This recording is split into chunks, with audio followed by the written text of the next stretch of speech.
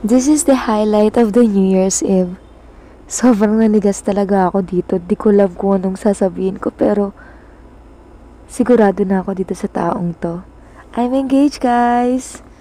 Hi there everyone! It's me, Diane Perez, and welcome to my channel. Sharing you my personal vlog, travel vlog, and my food vlog. Well, I mean everything.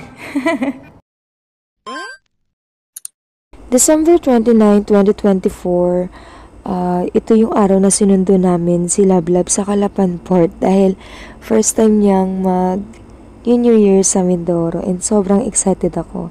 And later in the afternoon, napagpasyahan na pumasyal ang family sa Bansud.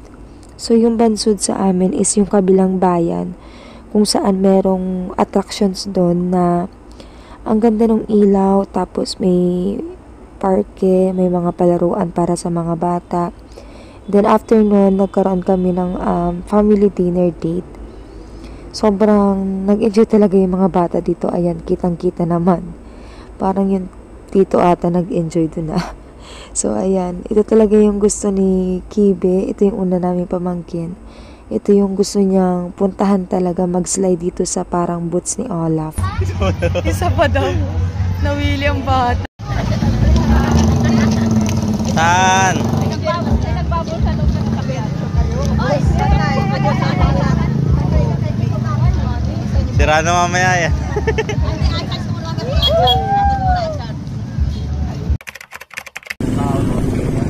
Kalab Ito yung next day, hiniram namin si Atat kay Kuya para makapamili kami sa bayan. And after nun, dumiretso kami kina Ate Lala kasi gusto namin magbuko. And then, iniwan sa amin yung dalawang bata kasi kailangan mamalengke din ni ate.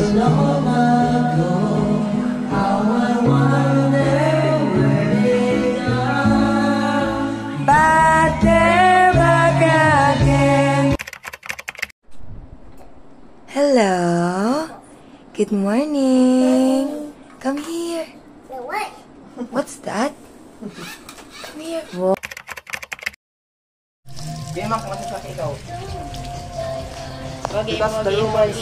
Yung linga ni Piolo ay.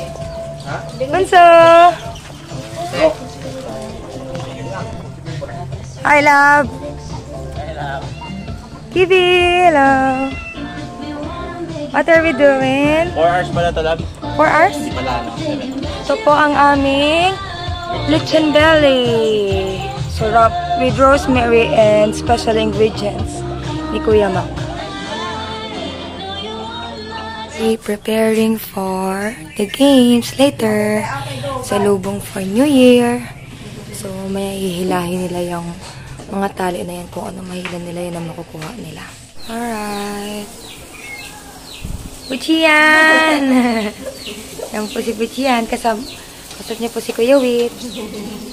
Si Bunso ay nagpiprito ng lumpia. Tapos meron na kami minudo. Punta tayo sa labas. Ayun po sila.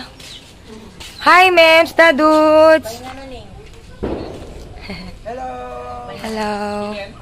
Hindi, pang-vlog to, Kuya. Uy, meron na po siyang bahay. Ang sarap. Looks yummy. Hi, love.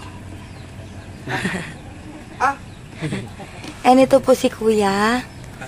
Nagluluto ng tuna. Almost done.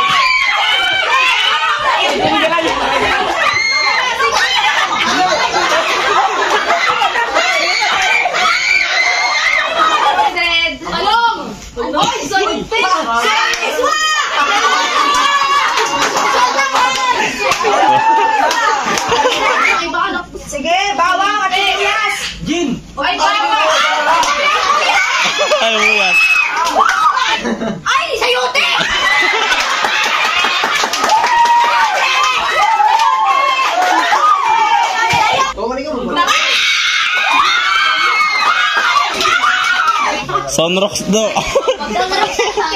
Sunrocks mo, no? Para may bali ng set. Magic sarap! Yes!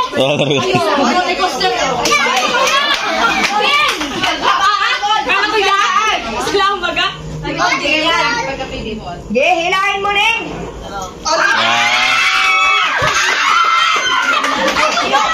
Bilog yan! Kuya! Hula ka mga pa!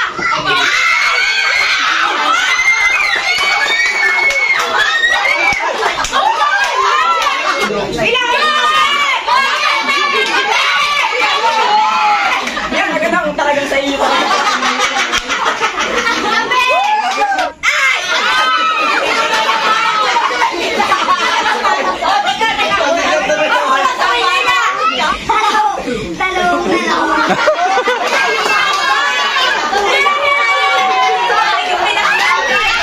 Alright, this is it. This is the time na salubong na namin sa bagong taon.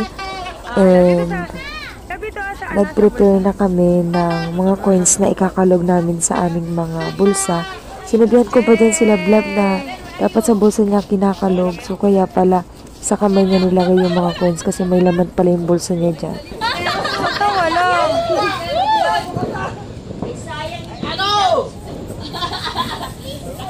Galing nga.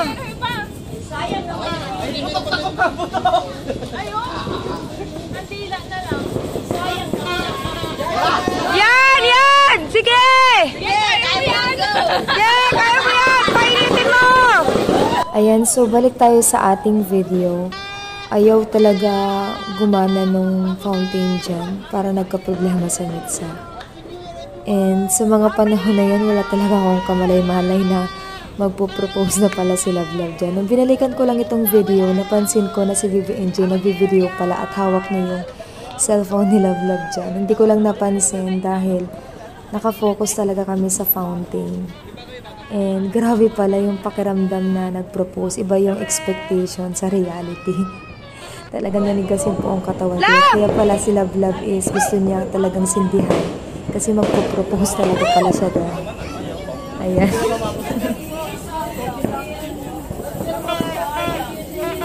Takot ako. It's okay! Alright, start time muna tayo bago pumunta sa proposal. Bago ko talaga makilala si Love Love, galing ako sa relationship na nagbigay sa akin ng matinding pero totoo yan, matinding lesson. Well, I can say na miserable pass yun dahil sobrang na-depress ako nung panahon na yun. May betrayal, insecurities, and all. The worst and dark times of my life. And now, sobrang blessed ko na dumating ang lalaking to sa buhay ko. Pinaramdam niya sa akin lahat ng deserve ko sa buhay. Nararamdaman ko maging babae at saka magpakatotoo sa taong to. Naramdaman ko at pinakita ko kung paano magtiwala at magbigay ng respeto. Binigay niya lahat ng best para mapasaya ako at naniniwala ako na ibibigay niya rin sa akin yung pangarap na buhay na gusto ko. Kaya kung tatanungin niyo ako kung sigurado ako sa taong to, oo, siguradong sigurado ako. Kaya sa'yo, Love Love, thank you dahil hinihigitan mo lahat ng makakaya mo. And deserve mo yung yes ko. I love you. Oh my gosh! Love!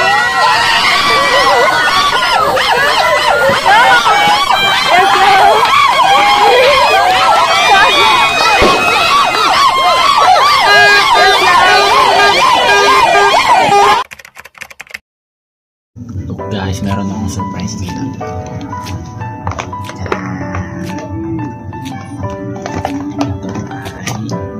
Guess what? Alam mo kung ano to? Ito ay engagement ring. Balak na mag-propose sa kanya. Ay Kasi marami nagtatanong sa kanya kung kailan kami ikakasal. Hindi niya nasagot kasi hindi pa kami propose sa kanya. Kaya binilang siya nito. Kasi dito mag-isip siya.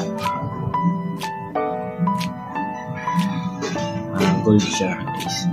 Hindi ko alam kung gold ba o silver yung ibigay sa pag magpo-propose ka, pero gusto ko gold ibigay sa kanya kasi gold siya para sa akin. And pag bumili kasi ng gold, hindi agad mag-appreciate yung ano niya, yung price niya. Kaya mas maganda ko gold ng gusto. Tapos sumorder din pala ako sa Shopee na lagay nito ng engagement ring. May ilaw pagka-binuksan mo. Kaya matutuwa siya din. Flower din.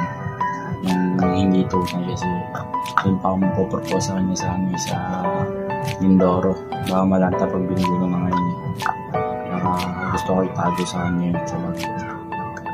Yung hindi malulukot. Sana guys, umuo siya. Yun lang yung natin. Umuo siya. Nabali po propose ako sa kanya January 1. After ng putukan. Pinuno ko naman kasi taon niya next year. Bibigyan siya ng regalo. Yun lang guys. Peace. Balita ko kayo kung ano mangyayari sa sunod.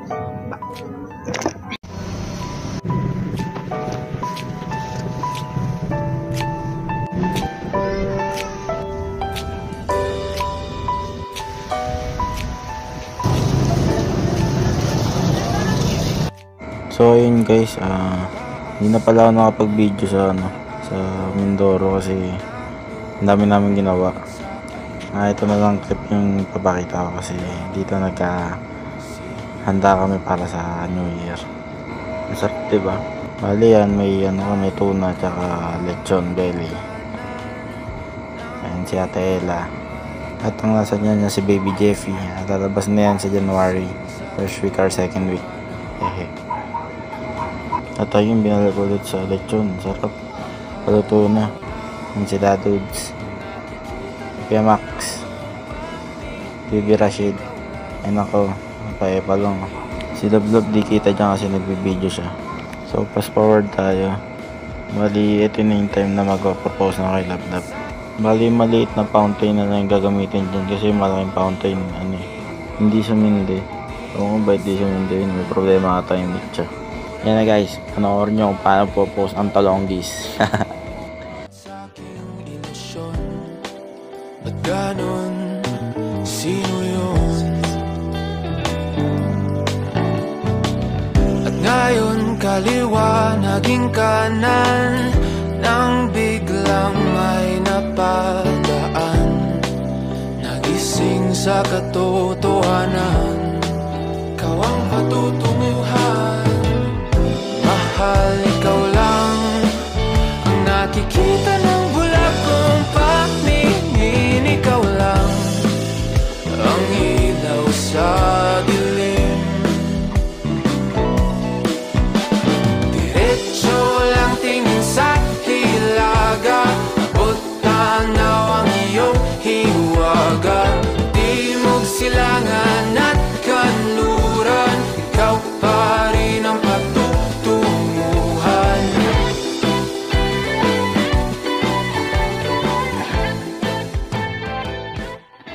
So yun guys, tuloy na nga ang kasalan. Tanda ko pa nung pinaplano ko to, kabado 20 pa ako. Pero paano mo malaman kung hindi mo susubukan, diba? At saka kung mahal mo ng isang tao, gawin mo lahat kung ano itakas niya. Lagi ko lang din sinasabi sa sarili ko na minsan ka lang mabuhay sa mundong to. Siyempre lupitan mo na. So paano guys, kita-kita na tayo sa kasalan. Bye!